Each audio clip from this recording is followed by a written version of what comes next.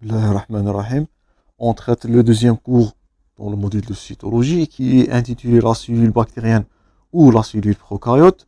Pour les gens qui viennent juste de nous suivre, vous allez retrouver tous ces supports utilisés dans les vidéos dans la description pour télécharger. Donc veuillez abonner, maximiser vos partages toujours et on engendrera notre deuxième cours. Comme généralité des notions de base qui sont bien sûr à retenir et qui sont hyper tombables, donc ne banalisez pas les notions de base et les définitions. Comme définition, une cellule bactérienne, c'est un premièrement micro-organisme qui ne peut être que unicellulaire, simple. Donc la cellule prokaryote ou bien eucaryote, elle peut être soit uni ou pluricellulaire. Par contre, une cellule bactérienne, elle n'a pas le choix qu'être un simple micro-organisme unicellulaire. Elle se caractérise par, et je vous invite à noter ces différences. Donc par rapport à les différences par rapport à une cellule eucaryote, première différence, c'est l'absence de noyau. Et vous voyez clair et nettement à droite dans l'illustration.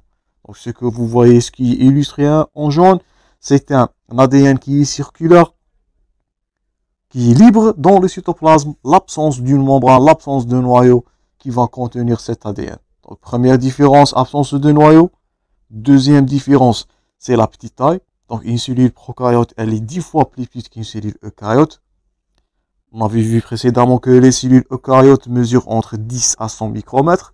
Par contre, une cellule prokaryote, elle est 10 fois plus petite, elle ne mesure que de 1 à 10 micromètres. La présence d'un seul chromosome circulaire, l'absence de la mitochondrie, une autre différence, elle est remplacée dans la cellule prokaryote par le mésosome, on va voir ça. Et donc il a le rôle de la genèse de l'ATP. Donc pour la cellule eucaryote, c'était la mitochondrie qui a été responsable de la genèse de l'ATP. Aujourd'hui, dans la cellule bactérienne, c'est le mésosome qui va remplacer ce rôle.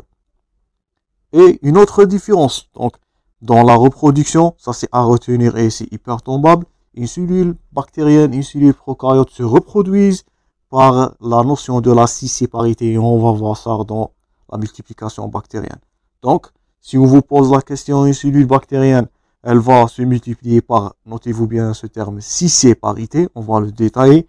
Il ne s'agit pas ni de mitose, ni de méiose dans la cellule bactérienne. Donc, si on vous pose la question et vous allez répondre mitose ou méiose, donc c'est faux. Il ne s'agit qu'un simple mode de reproduction pour la cellule eucaryote, plutôt prokaryote, qui est la cisséparité. Une autre différence, vous pouvez ajouter ça, c'est l'existence d'un ADN qui est extra-nucléaire. Dans le cas, ce que vous voyez à droite là, la structure circulaire là, ça c'est du plasmide. Donc une autre structure, différence entre cellules prokaryotes et eucaryotes, l'existence d'un ADN extra-chromosomique. Il est représenté dans la cellule eucaryote par l'ADN mitochondrial. Par contre, là dans la cellule prokaryote, ce que vous voyez en rouge, ça c'est du plasmide, c'est un ADN circulaire. Et ce que vous voyez en jaune, donc c'est un ADN qui est libre dans le cytoplasme avec une absence de noyau. Donc les différences entre cellules eucaryotes et prokaryotes sont à retenir par cœur. Donc ça c'était premièrement des généralités. Maintenant on va voir la structure d'une cellule bactérienne. Donc une cellule bactérienne ou une cellule prokaryote, elle est constituée par premièrement une membrane plasmique, donc un point de similitude. Donc il s'agit aussi dans la cellule prokaryote d'une membrane plasmique. Par contre, c'est la composition qui va différer. Donc dans la cellule eucaryote, on fait la différence toujours. Dans la cellule eucaryote, nous avons vu une membrane plasmique, c'était une bicouche phospholipidique qui a été composée par des phospholipides, des protéines et des glucides. Par contre, on revient toujours à la cellule prokaryote.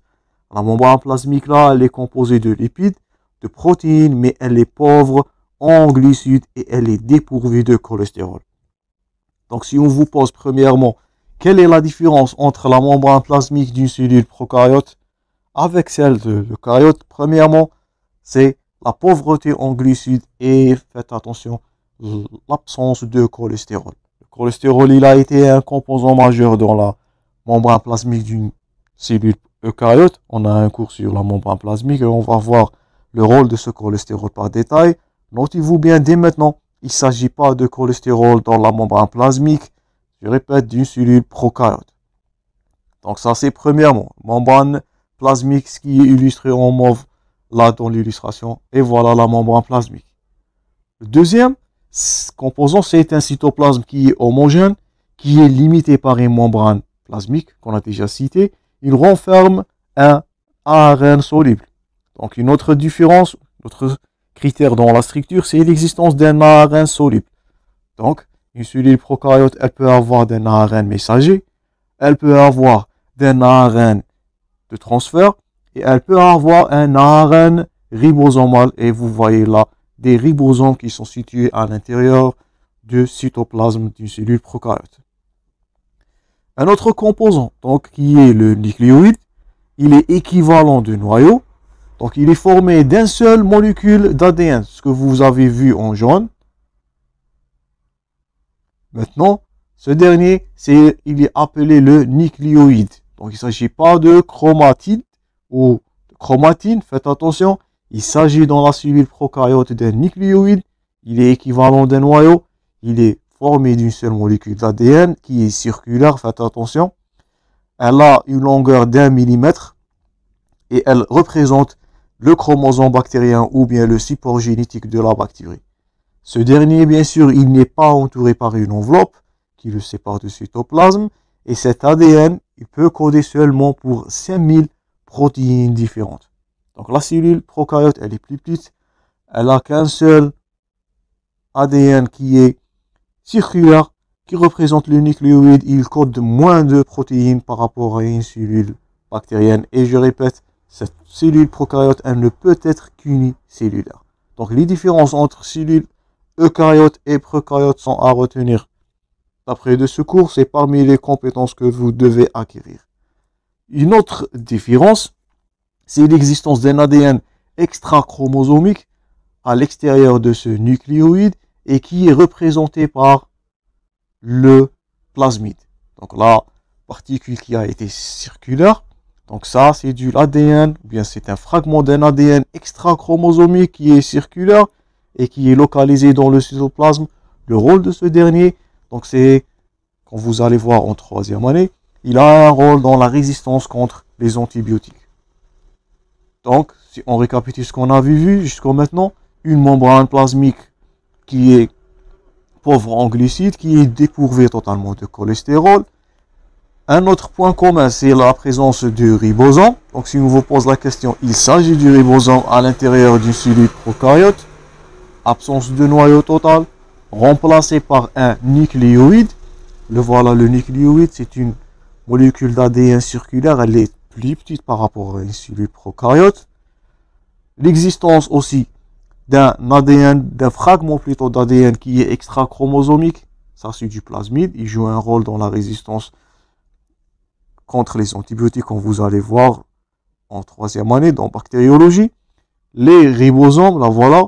Donc, ils sont visibles dans le cytoplasme. Le plus souvent, ils sont regroupés par polyribosomes. Et un autre point de différence, c'est l'existence de mésosomes. Donc là, toujours, c'est du ribosome. Et là, c'est le mésosome qui va remplacer la mitochondrie chez la cellule eucaryote. Donc, un mésosome, comme définition, c'est une, notez-vous bien ce terme-là, une invagination de la membrane plasmique sur laquelle il va se fixer un ADN bactérien. Il va contenir, ça c'est primordial à retenir, un mésosome. Il contient des enzymes de la chaîne respiratoire et c'est pour cela il assure donc la fonction de la mitochondrie au niveau de la cellule prokaryote. Donc il ne s'agit pas de mitochondrie dans la cellule prokaryote, il s'agit d'un mésosome qui contient, si on vous pose la question, des enzymes de la chaîne respiratoire et c'est là, il sert à la genèse de l'ATP, source d'énergie pour une cellule prokaryote. Tous ces composants qu'on a déjà cités jusqu'à maintenant sont des composants essentiels. Donc la membrane plasmique, le mésosome, le cytoplasme, le ribosome, les deux types d'ADN, soit le fragment, ce que vous voyez à droite, le plasmide, ou bien le nucléoïde, tout ça sont des structures donc constantes dans une cellule prokaryote ou dans une cellule bactérienne. Une autre différence, c'est qu'il s'agit d'autres structures qui sont inconstantes. Donc, si on vous pose la question, membrane plasmique, cytoplasme, nucléoïde avec le plasmide, les ribosomes, les mésosomes. Donc, tout ça sont des structures essentielles, ou bien des organites, si on peut utiliser le terme, qui sont constantes, qu'on peut les retrouver dans toutes cellules bactériennes ou dans toutes cellules prokaryotes. Il s'agit d'autres structures qui sont inconstantes.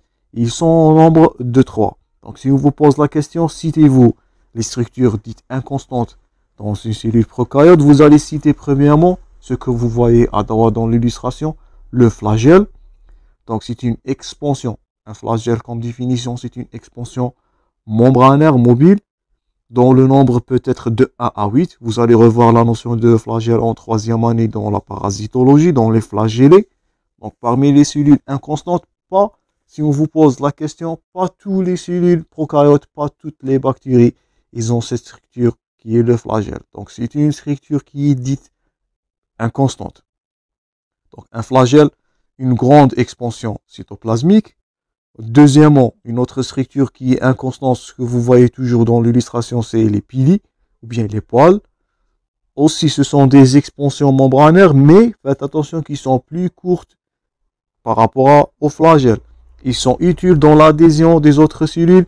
Ils donnent, quand vous allez voir en bactériologie, ou bien ils jouent un rôle dans la sexualité de la bactérie. Vous allez voir la notion des pili sexuels. Donc un pili, c'est une expansion aussi membranaire, mais elle est plus courte que celle des flagelles. Elle est utilisée comme facteur d'adhésion des cellules. Voilà toujours les pili. Et voilà là une illustration qui montre la différence en taille entre un flagelle et des pili. Donc tout ça, ce sont des pili. Donc ils sont plus nombreuses, mais ils sont plus petites. Ils sont les deux, soit des pili, soit de flagelle. Donc les deux, ce sont des expansions membranaires. Mais donc un flagelle peut être de 1 jusqu'au 8. Il est plus grand. Voilà un flagelle. Et les voilà, donc les expansions ou bien les pili qui jouent un rôle dans l'adhésion. Un dernier composant qui est inconstant et c'est parmi les facteurs de la virulence, là toujours c'est les piliers. Parmi les facteurs de la virulence d'une bactérie, c'est l'existence d'une structure qui est inconstante et qui est la capsule. Donc la partie qui est claire là, donc ce qui entoure la bactérie là, ce qui ne colore pas dans la coloration par l'encre noire, c'est de la capsule. Et là voilà, donc c'est une structure de nature qui est polysaccharidique, qui est amorphe. Souvent elle est très mince et elle donne le caractère de résistance ou bien de virulence de ces bactéries contre les antibiotiques. Donc, une bactérie qui possède cette capsule, elle peut rentrer d'une état qui est inerte. Notez-vous bien ce terme-là, vous allez le rencontrer en 3e année en bactériologie et elle va devenir une spore qui peut résister des centaines d'années dans sa forme qui est inerte pour être réactivée par une autre phase. Donc, les structures qui sont inconstantes, donc si on récapitule, c'était premièrement le flagelle, la grande expansion, c'était les pili. Faites attention, si on vous pose la question, vous allez citer le flagelle, vous allez citer les pili ou bien les poils, et vous allez citer la capsule. Donc, tout ce qui est en haut, ce sont des structures qui sont dites essentielles ou bien constantes. Les 3 dernières sont inconstantes, donc sont à retenir par cœur. Et on n'oublie pas dans cette première partie les notions de différence entre une cellule bactérienne et une cellule eucaryote. On va continuer ce cours prochainement. On va voir la caractéristique de la paroi bactérienne. On va voir la notion de bactéries gram positif et gram négatif.